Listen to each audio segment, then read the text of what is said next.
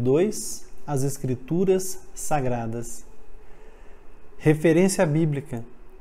Santifica-os na verdade, a sua palavra é a verdade. João, capítulo 17, verso de número 17. Toda a Escritura é divinamente inspirada e proveitosa para ensinar, para redarguir, para corrigir, para instruir em justiça.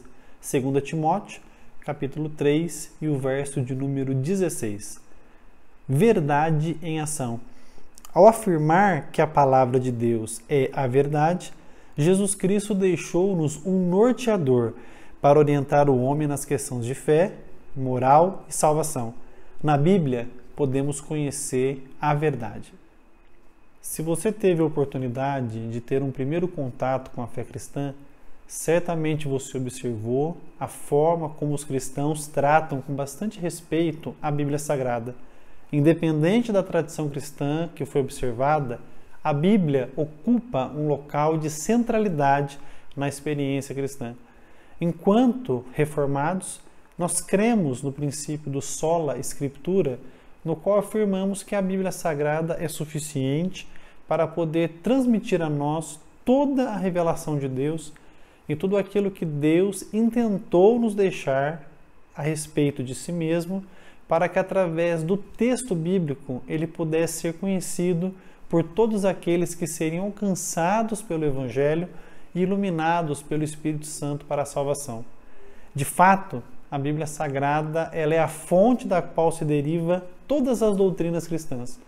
Tudo o que nós podemos saber a respeito de Deus está registrado nesse livro e, por conta disso, todos nós que desejamos viver uma vida frutífera, uma vida virtuosa na presença de Deus, devemos dedicar todo o nosso empenho, todo o nosso esforço para podermos não apenas sermos leitores da Bíblia Sagrada, mas também pessoas dedicadas para conhecer mais e mais dessa revelação.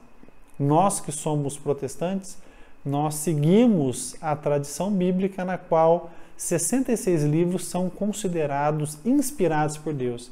Dentro desse grande plano de Deus, você vai aprender nessa lição o que é a Bíblia Sagrada, como é a sua divisão, em quais idiomas ela foi escrita e de que maneira o conteúdo bíblico revela o grande plano de Deus para poder redimir um povo para si e para poder, através desse povo, revelar a sua glória para todas as nações. O plano de Deus sempre foi o de resgatar um povo para si. Se você fizer a leitura em Efésios capítulo 1, do versículo 3 ao 6, você poderá observar que antes da fundação do mundo, Deus planejou a salvação da sua igreja e Ele fez com que o seu plano redentor se desenrolasse ao longo de toda a história humana, a fim de que, ao enviar o seu Filho amado Jesus Cristo na plenitude dos tempos, Ele pudesse oferecer-se como um sacrifício substitutivo, no qual os pecados da igreja seriam perdoados e o povo de Deus seria resgatado da sua vã maneira de viver e transformado pelo poder da palavra do Evangelho, pela ação soberana do Espírito Santo convertendo os seus corações. Dentro desse plano de Deus, desse plano de redenção, Deus intentou deixar a nós um registro escrito para que nós pudéssemos conhecer o seu plano, entender o seu movimento ao longo da história dos homens e consultar esse livro para que pudéssemos ter respostas claras no que tange a fé, no que tange a moral, no que tange a salvação. Desse modo, por um período de aproximadamente 1.600 anos, nós temos livros sendo escritos por cerca de 40 escritores sagrados. A maior parte deles não se conheceu, mas quando a Bíblia foi finalmente compilada em um único volume e quando a igreja determinou qual seria o cânon da Escritura, desse modo, identificando 66 livros como os escritos sagrados inspirados por Deus, nós podemos notar nesses livros uma unidade de mensagem, de conteúdo e de revelação que não teria sido conseguida de outra forma, senão pela ação soberana do Espírito Santo. Nesses aproximadamente 1.600 anos, esses escritores receberam da parte do Espírito Santo a inspiração para compilarem de forma escrita aquilo que Deus quis preservar e revelar acerca de si mesmo para nós que somos o seu povo. É importante entendermos por que Deus determinou deixar para nós uma revelação escrita que pudesse ser consultada. A primeira coisa que você deve observar é que se a nossa tradição fosse simplesmente oral, e o que significa isso? O que uma pessoa passou falando para outra, certamente, ao longo da história, essas tradições seriam adulteradas ou perdidas. Como a revelação bíblica foi escrita, ela pode ser facilmente consultada. Desse modo, é muito comum você observar um pregador cristão sério ou uma igreja cristã séria utilizar-se a expressão "está escrito" para com isso asseverar a autoridade pela qual ela determina algumas ações, alguns princípios e alguns dos seus posicionamentos diante dos vários dilemas que ela enfrenta como igreja, como povo de Deus, diante da sociedade. Além disso, se a revelação de Deus e o conhecimento dele nos fosse transmitido por pessoas que supostamente falam em nome de Deus, fatalmente a igreja seria presa fácil para manipuladores, para pessoas que utilizariam de coerção religiosa para conseguir oprimir aos outros e alcançar proveito em cima da simplicidade da fé de muitos irmãos. Por isso, Deus, na sua sabedoria, Deus, que é um Deus de palavra, nos deixou uma revelação escrita, que é a Bíblia Sagrada, para que qualquer cristão possa ler essa revelação, estudar e consultar, para que com isso tome posição diante dos dilemas que a vida nos oferece e dessa maneira venha glorificar o Pai que está no céu, obedecendo a palavra escrita. Quando você manusear a sua Bíblia Sagrada, você vai identificar claramente nela duas divisões, Antigo e Novo Testamento. O Antigo Testamento é composto por 39 livros e ele tem como tema central apresentar para nós a criação, a queda do homem, a outorga da lei, a escolha soberana de Israel como povo de Deus e mostrar como esse povo viveu ao longo da sua relação com Deus, ciclos de fidelidade e de abandono da fé e de que maneira Deus precisou penalizar esse povo, inclusive levando ele ao cativeiro, para que com isso o coração do povo se voltasse a ele e ele então pudesse dar continuidade no seu plano de, através da nação israelita, nos presentear com duas coisas. A primeira delas, o oráculo da Escritura. A revelação escrita do Antigo Testamento chegou a nós porque Deus preservou, ao longo de toda a história, um remanescente fiel na nação de Israel. Ao mesmo tempo, era necessário que o Messias nascesse de Israel e, desse modo, todas as profecias que foram vaticinadas no Antigo Testamento pudessem se cumprir na pessoa do Filho e, assim, preparar o caminho para que a segunda porção da Escritura, o Novo Testamento, fosse deixado para cada um de nós. Enquanto no Antigo Testamento a nação central é Israel, no Novo Testamento a nação central é a Igreja do Senhor, que é composta por israelitas e por gentios.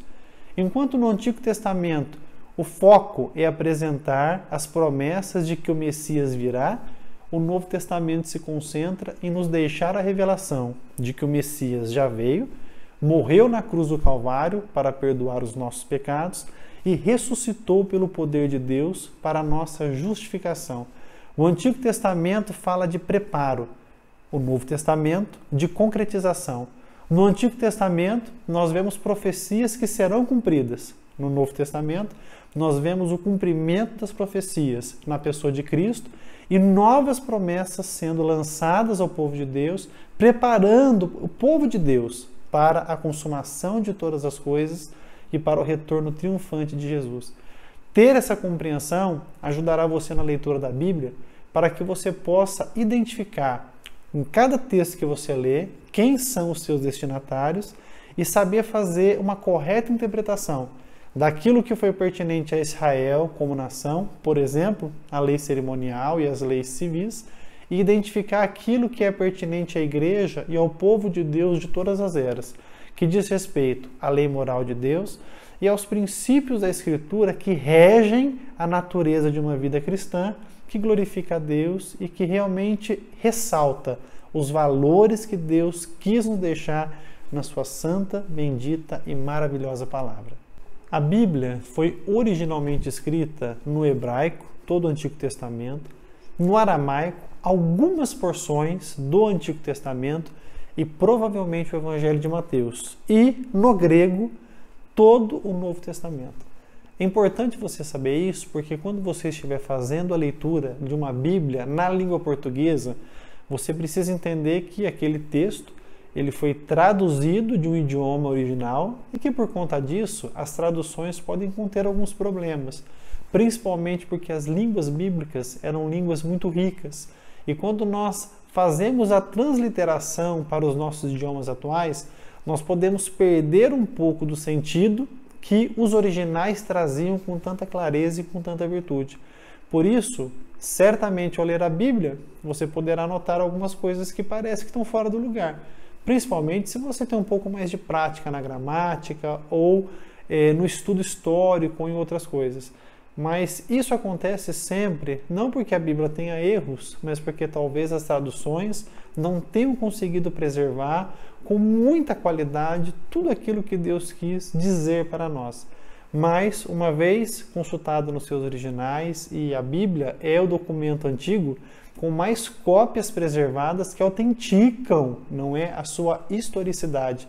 Diferente de alguns livros considerados importantes do mundo antigo e que poucas cópias foram preservadas, a Bíblia Sagrada, tanto no Antigo quanto no Novo Testamento, possui cópias muito próximas das suas versões originais, algo que traz para nós uma segurança de que nós estamos consultando um material que sobreviveu ao tempo.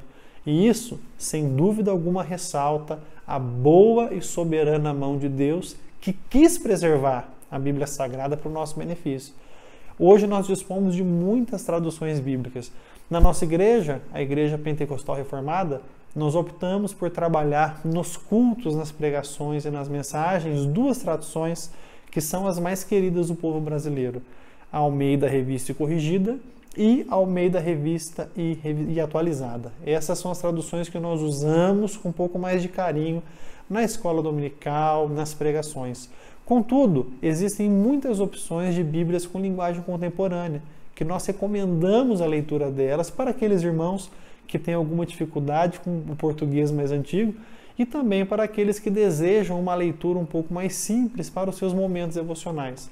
Nesses termos, nós temos a nova tradução na linguagem de hoje, nós temos a nova versão transformadora, nós temos também algumas traduções que tentam transitar entre esses dois mundos. Tentam preservar ao máximo a gramática antiga, mas tentam também trazer um pouco de suavidade na leitura, como, por exemplo, a nova Almeida Atualizada e a nova versão internacional. Você vai ter à sua disposição, quando você aprofundar-se no estudo da Bíblia, muitas opções para que você possa fazer o seu estudo e certamente Deus vai te direcionar da melhor forma para que você consiga ponderar quando é importante você trabalhar com uma leitura um pouco mais próxima do sentido original do texto e quando for mais importante você trabalhar com uma transliteração. Ok? Nos dias atuais, os cristãos se dividem a respeito do que significa a palavra de Deus para eles. Para alguns cristãos, a Bíblia Sagrada é um livro escrito por homens, cheio de erros, cheio de falhas, e que deve ser lido com ressalvas e interpretado por pessoas que consigam contextualizá-lo da melhor forma possível para que o seu conteúdo não seja ofensivo. Certamente nós não compomos essa porção da cristandade. Nós entendemos que a Bíblia Sagrada ela é a revelação de Deus para nós.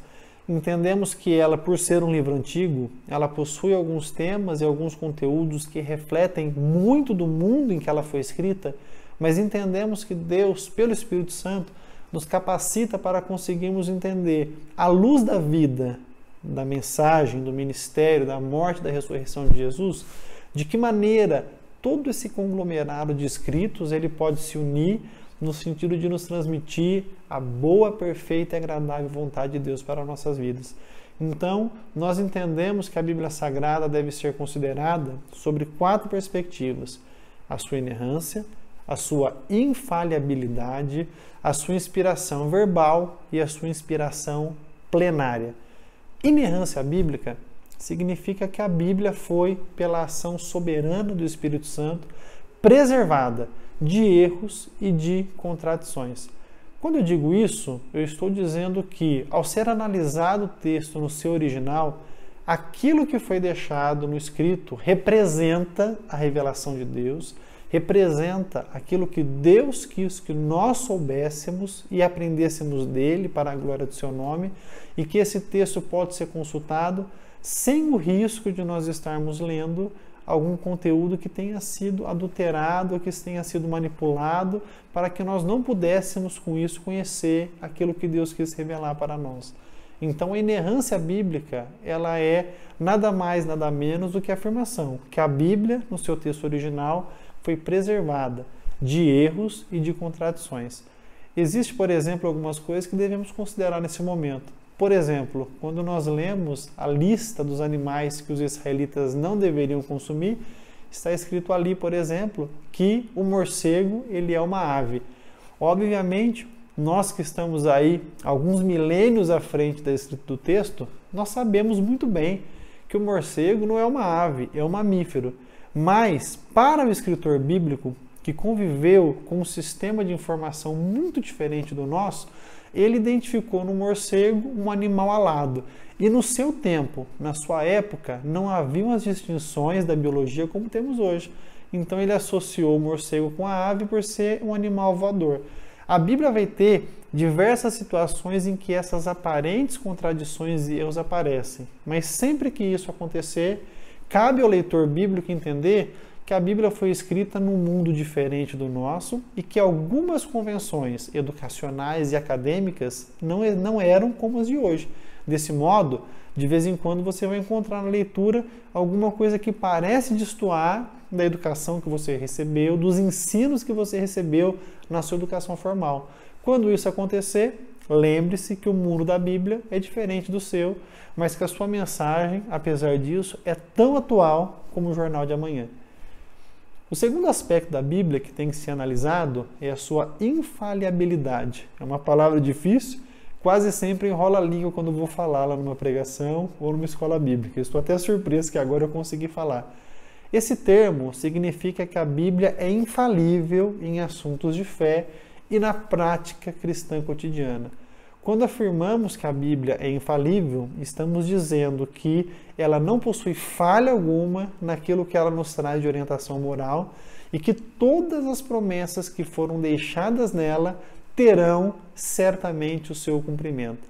O estudante da Bíblia, conforme se aprofundar no estudo da Escritura, perceberá que boa parte das profecias que foram feitas no Antigo Testamento se cumpriram cabalmente na pessoa de Jesus Cristo, e isso nos dá certeza de que as demais profecias que aguardamos o cumprimento, por exemplo, tal qual a volta de Jesus, haverão de acontecer, porque o Deus da Bíblia é um Deus de palavra, e aquilo que Ele nos falou na Escritura Sagrada, certamente não falhará. Nós também apresentamos a inspiração verbal e a inspiração plenária da Bíblia. Essas duas crenças são fundamentais para o nosso posicionamento como cristãos reformados e também como cristãos pentecostais, porque ambas as tradições defendem os mesmos princípios. A inspiração verbal da Bíblia significa que nós cremos que cada palavra da Bíblia que foi registrada no seu texto original foi ali deixada pela inspiração do Espírito Santo. Desse modo, não estamos dizendo que o Espírito Santo ditou a Bíblia para os escritores do texto sagrado. Pelo contrário, nós entendemos que a inspiração dele no coração dessas pessoas foi tão profunda e tão forte que eles puderam escrever segundo as suas capacidades, segundo a sua experiência de vida, segundo o seu estilo literário, mas a inspiração foi tamanha que as palavras que foram registradas e escolhidas no registro foram autenticadas pelo Espírito Santo de Deus. Então, para nós, cada palavra da Bíblia Sagrada está colocada ali por ordem de Deus, pela revelação de Deus e para um propósito de nos beneficiar nessa leitura. Da mesma forma, nós acreditamos que a inspiração da Bíblia é uma inspiração plenária. E o que isso significa? Que não somente as ideias da Bíblia são inspiradas por Deus, mas todo o seu conteúdo é a palavra de Deus. Crer na inspiração verbal e plenária da Bíblia é importantíssimo, faz parte da ortodoxia cristã e distingue os cristãos que seguem a ortodoxia daqueles que consideram a Bíblia como um livro que foi simplesmente escrito por homens. Para alguns cristãos odiernos, a Bíblia não é a palavra de Deus. A Bíblia contém a palavra de Deus. O que isso significa? Nem tudo que foi escrito na Bíblia, para os tais, foi inspirado por Deus. A inspiração está nas ideias bíblicas e não no texto completo. Nós repudiamos esse posicionamento.